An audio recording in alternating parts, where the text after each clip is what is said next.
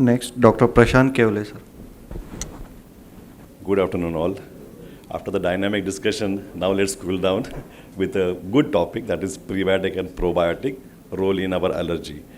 So we all know that there are atopic people who are having family history. That is understand. They have that genotype. They will be allergic only. But now, what happened? But now, with the environmental pollutions, which may be in the environment giving effect on the skin, or maybe in your food giving effect on your gut, we have epigenotype. So these exposomes, what they will do? Methylation and acetylation of the genes, and they will modulate the gene, and therefore now we have something different called epigenotype.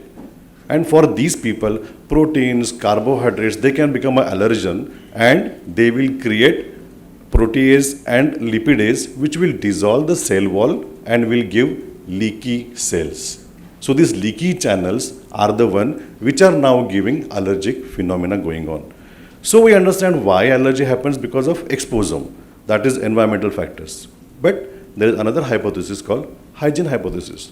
Now the parents are so educated, when the child is born, they want to boil the utensils, they want to boil the water, they want to wash their hands, sanitize, and then hold the kid. How much time? 1 year, 2 year, 3 year. After that, they said let it go. But what has happened when the child is born, he is supposed to get exposed to the environment slowly, so that his immunity will develop properly. And now in this kid, after 3 to 4 years, he is exposed to this environment, and therefore there is erratic response, that is Th2 hyperresponsiveness. And we are having these people who are not having the atopic genotype but becoming now allergic. They have atopic dermatitis, food allergies, rhinitis, asthma. So where the evidences are getting collected, what they have done biopsy from the gut mucosa, from the child who are just born or the people who are having allergic reactions. So newborn, the child who are having something in that his history. So the gut mucosal biopsy was done, and it has said that there are less lactobacilli or less bifidobacteria into the gut. And this is the reason why they are having leaky guts. And from there, you may have development of allergies. Also, those who are born with the cesarean section, they are not going to the normal vaginal flora, and they are again not exposed to this. And therefore, again, they may be having the tendency to form allergy.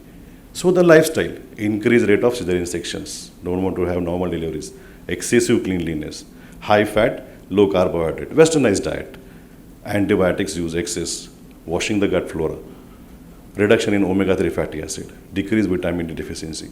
All these are the now our causes, environmental causes. So genetics was less, and now this bigger environment is creating gut microbial modulations. Instead of having health by eubiosis, we have dysbiosis and allergic diseases growing up. So how can we now take care of it? Probiotics and prebiotics are there. Let us see what are these probiotics. Probiotics are a living organism, lactobacillus and bifidobacteria. They are there. What they do? They will increase the phagocytosis. They will decrease the inflammatory cytokines, and they will be better. What are prebiotics? Prebiotics are the substances which don't get digested in your stomach or intestine. They will go to the colon. There they will get fermented, and that fermentation process will increase the production of lactobacillus and bifidobacillus. And we have combination of these two, prebiotics and probiotic. They are called synbiotics. So now, do you have this naturally? Yes, we have so many natural probiotics. Fermented milk, your curd, yogurt, they are normal, natural probiotics. And prebiotics, cereals, vegetables, fruits. Do you have combination of this? Yes, we have synbiotic, our mother breast milk. That is the best because it has got 200 human milk oligosaccharide. That form is absent in cow's milk. So again, those children who are not breastfed, they are also going to get development of this kind of allergic phenomena. So this HMO, human milk oligosaccharide, is something having less prevention of adhesion to the pathogens in the gut and promotion of lactobacillus and bifidobacillus. But for those kids who are not having mother or whatever, and we have non-HMOs.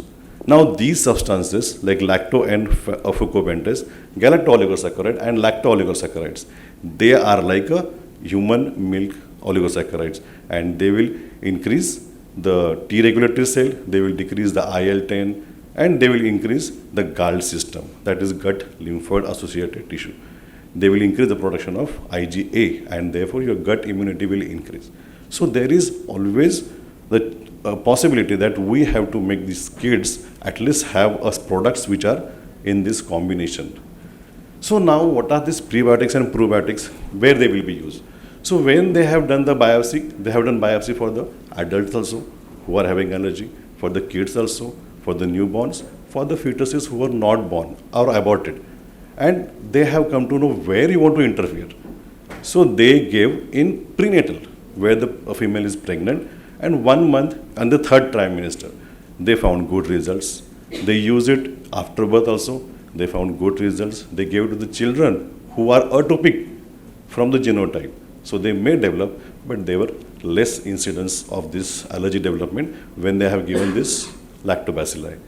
So early childhood, perennial allergy. So now there is a sense that we have to give this lactobacilli in the prenatal also, in the postnatal also, because the lactation will also improve, and all this. If you're having even a perennial allergy patient, we can give this lactobacilli. There are so many papers, but the papers, some people they are saying there is an improvement. Some people they are saying not bigger difference. But lactobacilli are part of your gut, so they are not having any harmful effect. So there is no problem. We should at least try and prevent these leaky channels in the skin and in the gut, and that is possible by lactobacilli. So the take-home message is colonizing the mother prenatally, with probiotics, will lead to changes in a breast milk also, and at least to some extent, it will prevent the newer allergy formation in our kids. Thank you.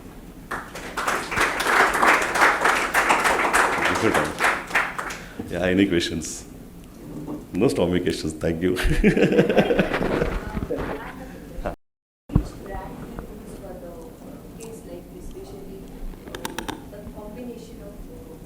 Non-HMOs. Yeah. Madam, actually now in the market, what are you having? See, there are some are non-NAN food, they say. So these are non-lactose milk preparation they get. They are not to be given. But because some people are having lactose intolerance and all, they are. But otherwise, you are all these milk products which are there, they are having this all non-HMOs in that. 90% they are having. But some are having, against the milk, so they preferably they give NAN products. So they feel that lactose should not be there, and that gives trouble. So it is there. Done? Thank you. I would request Dr. Ashok Gaikwad sir to hand over the certificate to Dr. Kewle sir.